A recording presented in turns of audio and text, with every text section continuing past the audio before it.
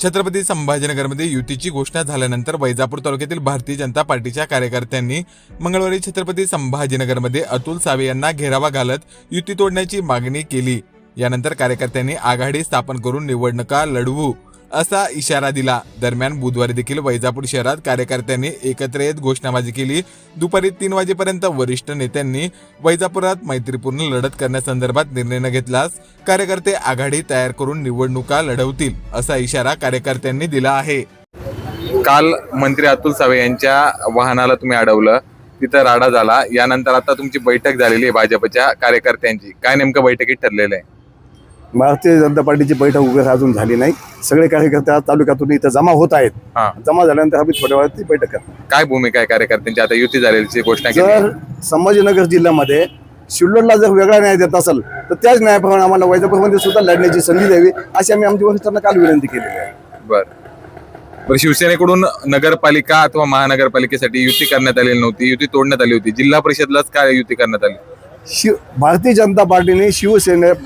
जनता पार्टीने नगरपालिकेच्या निवडणुकीमध्ये ही नगरपालिका याच्यापूर्वी आमच्या ताब्यात होती आणि त्यासाठी आम्हाला त्यांनी जे तिकीट दिलं, त्यासाठी आमचे जे कार्यकर्त्यांना सगळ्या निवडणूक लढण्याची संधी दिली, परंतु शिवसेनेने त्यावेळेस ऐकलं नाही। मग शिवसेना त्यावेळेस आमचे छोटे भाऊ नव्हते का? आजच त्यांना आम्ही मोठा भाऊ वाटतो, आजच आम्ही नियम पाळले पाहिजे। त्या नियम त्यांना लागू नाही, नियम आम्हालाच लागू आहे का? आम्ही आमच्या वरिष्ठांना ते विचारणार आहोत। बरं, भारतीय जनता पार्टीला केवळ 3च जागा वैजापूरच्या जिल्हा परिषदला मिळालेल्या आहे। भारतीय जनता पार्टीला 3 जागा मिळाल्या म्हणून हा उद्रेक होत आहे आणि त्या उद्रेकाचा उद्या तुम्हाला सगळा परिणाम दिसेल। कार्यकर्त्यांची भूमिका काय असणार? कार्यकर्त्यांची भूमिका थांबण्याची नाही, सगळे निवडणुकीच्या मनस्थितीमध्ये आहे, सगळ्यांना निवडणूक लढण्याची इच्छा आहे। त्यामुळे आम्हाला पण कार्यकर्त्याच्या भावना बघून तसा निर्णय घ्यावा लागेल। बरं, जर भाजपने तुम्हाला बी फॉर्म दिलाच नाही तर मग पुढं?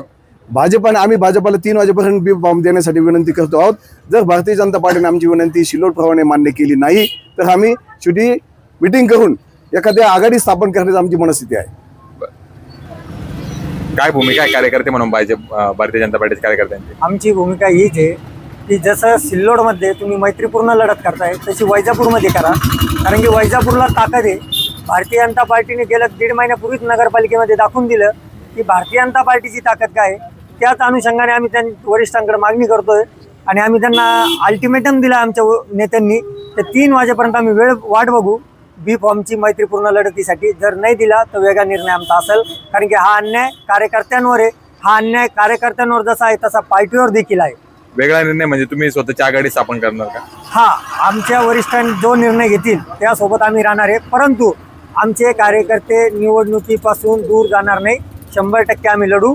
एखादी आमच्या वरिष्ठांनी सांगितलं आपल्याला ही आघाडी स्थापन करून लढायचं तर आम्ही त्या आघाडी मार्फत लढणार। बरं, शिवसेनेकडून महापालिका नगरपालिकांसाठी युती करण्यात आलेली नव्हती, त्यांनी युती केली नाही, आता जिल्हा परिषदलाच का करता येते युती? आता त्याच्यावरती असं झालं की त्यांनी नगरपालिकेमध्ये बघून घेतलं की आपल्याला आपल्या घरातला उमेदवार आहे आणि आपल्या घरातला उमेदवार द्यायचा आहे, आणि जर आपण युती केली तर हा नक्कीच भारतीय जनता पार्टीला नगराध्यक्षपदाचा उमेदवार जाईल, म्हणून त्यांनी युती केली नाही। आणि आता जिल्हा परिषदला त्यांना माहिती आहे की ही कार्यकर्त्यांना लढायचं, आपल्याला लढायचं नाही, म्हणून त्यांनी युती केली आणि त्यांच्या पायाखालची वाळू सरकली होती नगरपालिकेचा निकाल बघून।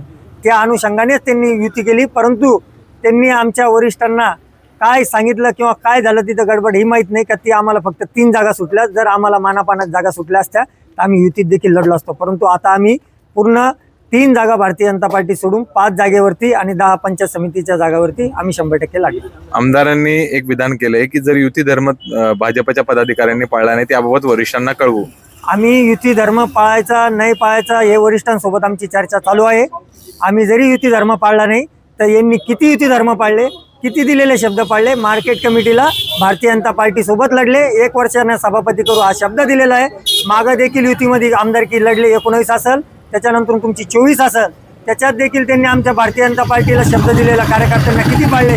नगरपालिका तुम्हाला सोडू, हे सोडू, ते सोडू, कोणताही शब्द पाळला नाही। मग आम्ही आमची वरिष्ठांकडे तक्रार केली, काय आम्ही आमच्या वरिष्ठांनी या सगळ्या गोष्टी सांगितलेल्या आहे, त्यामुळे वरिष्ठांकडे जरी तक्रार केली तर आम्ही कालही भाजपचे आज आहे आणि उद्या देखील भाजपचेच राहू। बरं, शेवटपर्यंत जर 3 वाजेपर्यंत बी फॉर्म मिळालाच नाही तर पुढील भूमिका काय? आम्ही जर 3 वाजेपर्यंत आम्हाला बी फॉर्म मिळाला नाही तर आदरणीय ज्ञानेश्वरांना जगताप कृषी उत्पन्न बाजार समिती संचालक व कैलास पवार यांच्या नेतृत्वात आघाडी स्थापन करू। 5 जिल्हा परिषद जागा आणि 10 पंचायत समितीच्या आमच्या आघाडी मार्फत लढवल्या जाईल आणि आम्हाला विश्वास आहे त्यामध्ये आमच्या 3 ते 4 जागा जिल्हा परिषद आणि जवळपास 7 ते 8 आमच्या पंचायत समितीच्या जागा निवडून आलो. आघाडीचं नाव काय असेल तुमच्या? आमच्या वरिष्ठ ठरवतील आता आघाडीचं.